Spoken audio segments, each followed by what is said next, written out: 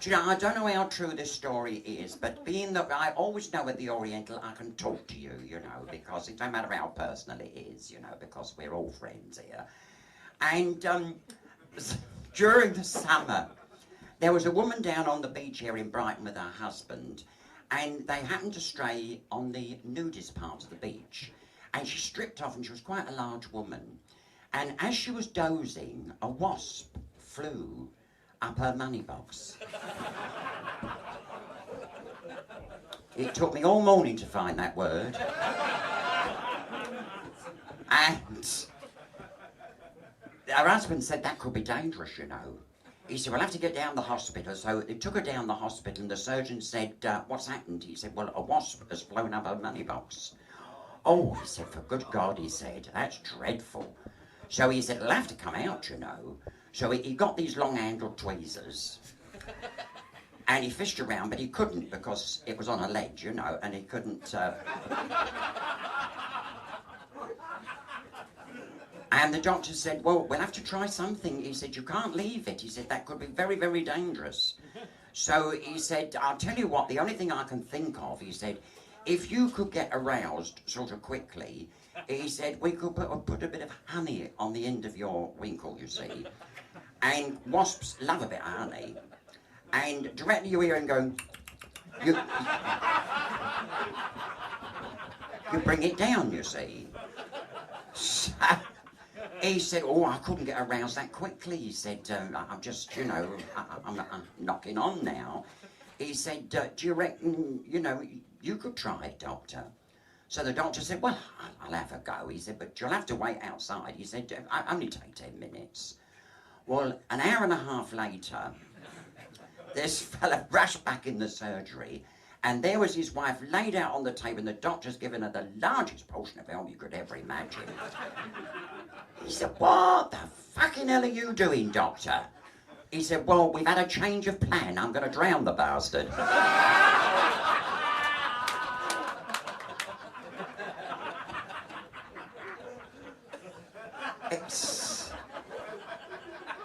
I know we can talk.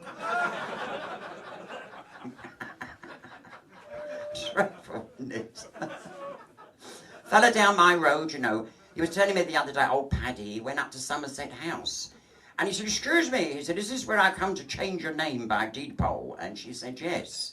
So she said, what is your name now? He said, Patrick Shithouse. She said, what would you like it changed to? He said, Michael.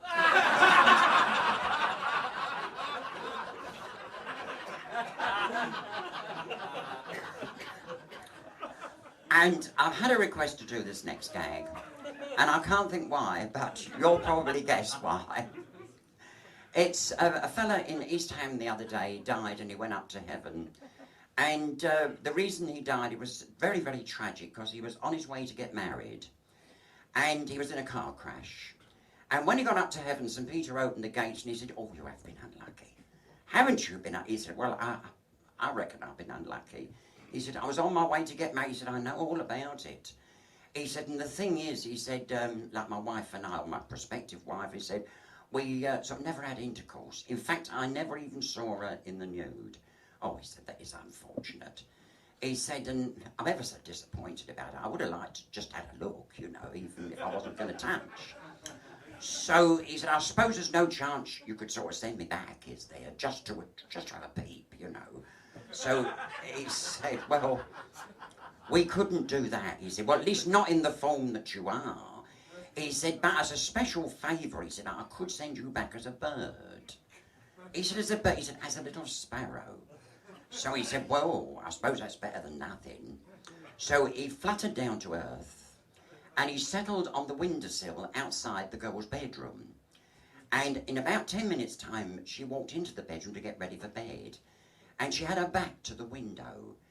And all of a sudden, she loosened her dress and dropped it on the bed. And the little sparrows looking through the window going...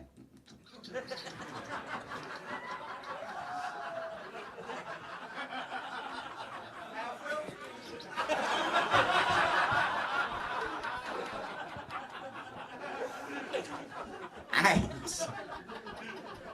she put her hand behind her back, loosened her bra, took that off and dropped that on the bed, and the little sparrow's looking through the window. Bit quicker this time. And she put her thumb in her panties and dropped them to the floor and kicked them to one side. And the little sparrow's looking through the window.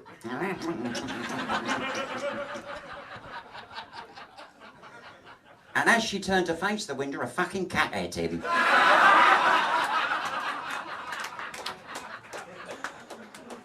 A shame.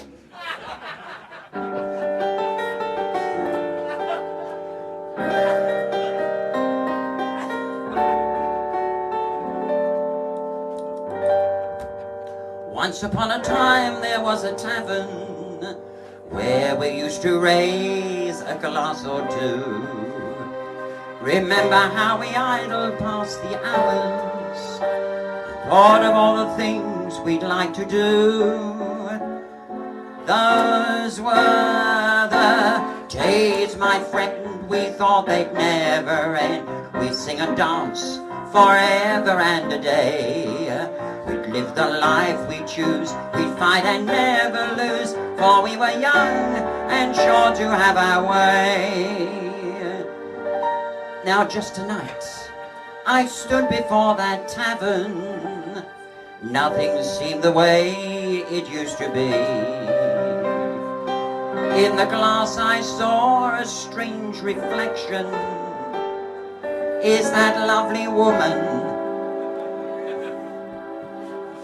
Back off. Really me? Those were the days, my friend, we thought they'd never end. We'd sing and dance forever and a day. We'd live the life we choose, we'd fight and never lose, for we were young and sure to have our way. All together. La la la la la la la la la la la la la la la la la la la la. Don't you know the words? La la la la la la la la la la la. For we were young. Oh yes, those were the days.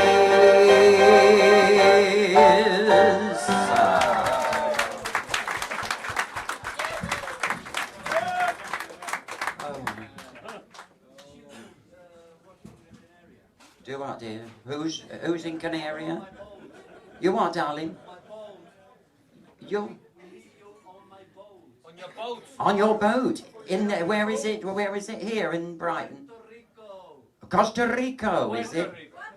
Puerto Rico. Oh, same fucking place. I don't know where. Yes, of course it is. It's only turn, you know, south end and turn left, isn't it?